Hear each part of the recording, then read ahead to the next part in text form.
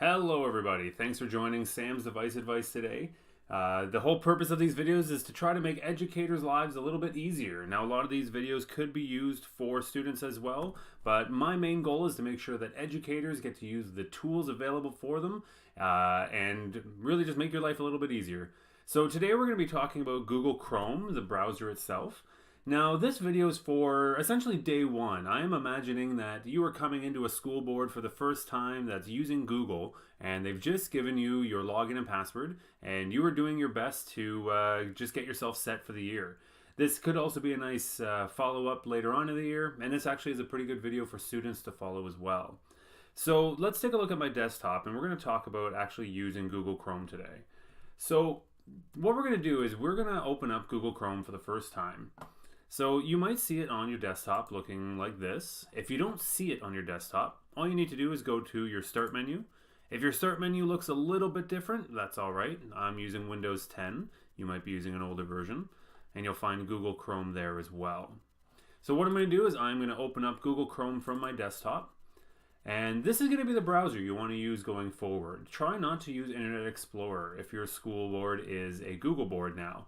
The main reason for this is that all of your shared or your saved passwords, all of your bookmarks, and even your history will be a lot easier to maintain when you're using the Chrome browser. And I'll show you what I mean by that.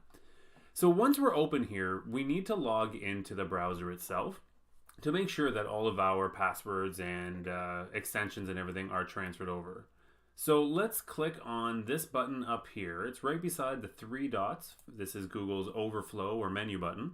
So we're going to click on the little icon beside it, and you're going to see a window pop up that either says turn on sync or yours might say sign in. So I'm going to click on this guy, and it's going to bring me to Google's login page. This is where you're going to type in your school email address that was given to you. In my case, I'm just going to use my email here. And if you have any questions as we're going through this, you can always use this email address to send me them if you'd like, sam@samgoving.com. And then next, you're going to type in your password, and be very careful not to press this eyeball button while there's people around, because that's going to show your password. And I'm going to click next.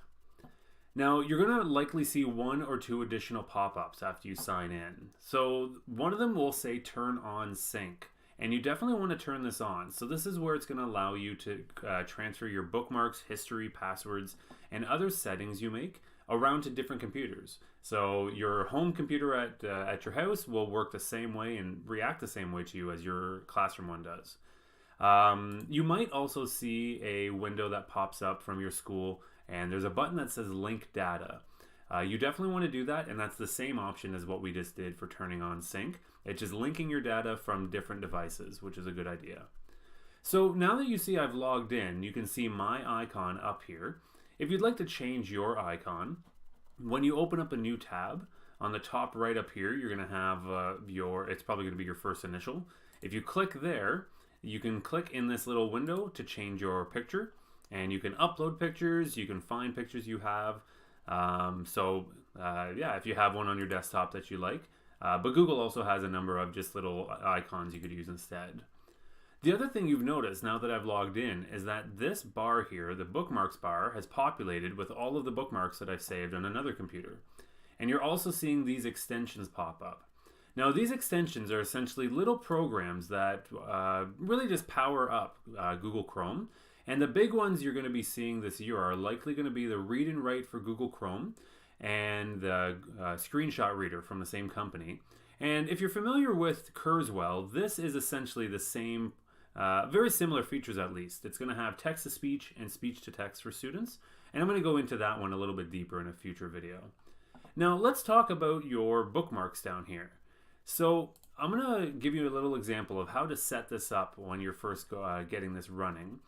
Now you might log in and see this bookmarks bar, but there's a very good chance that when you log in for the first time, it looks like this, where you don't have those bookmarks underneath the website address.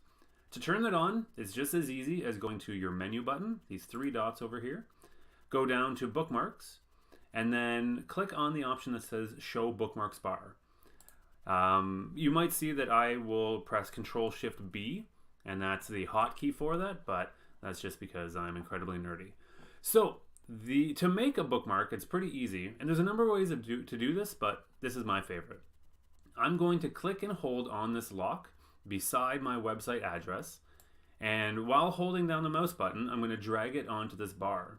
Now you can see this little black bar showing up, and that's going to let me place this wherever I let go. So if I wanted to have it right before this college folder, I could do that. So now anywhere I am, if I click on this bookmark, it'll bring me right to Google Drive. But I'm going to take this one step further. As you can see, I have a lot of these little icons up here already, but without the title. And I like that because I just like shrinking it up and organizing this a little bit more. So to customize these, all you need to do is right click on the bookmark itself, or on a Chromebook, use 2 fingers and tap on the trackpad, and go down and press edit. Under edit, you can see the name of your link, you can see the website it's going to go to, and you can also see if it's placed in a folder.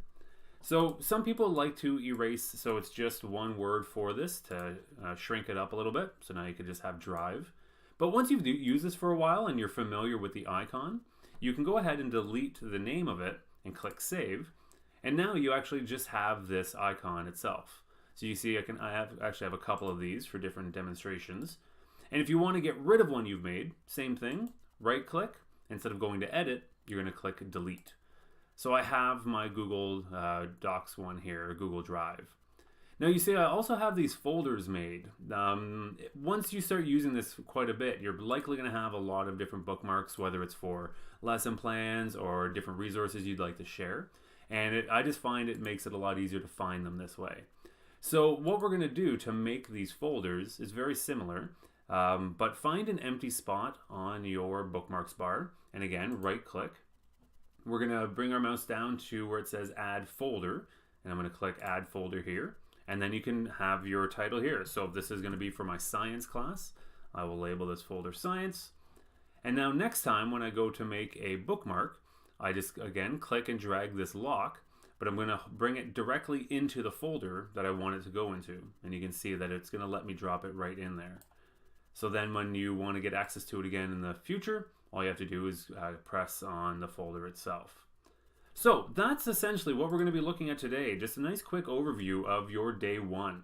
So what we looked at is making sure that you can log into your Google Chrome browser. We created our bookmarks and we organized our bookmarks as well. And as always, if you have any questions or if you'd like a little feedback or looking for some help, feel free to send me an email at sam@samgoving.com. And otherwise, thanks for tuning in for this issue of Sam's Device Advice. Cheers.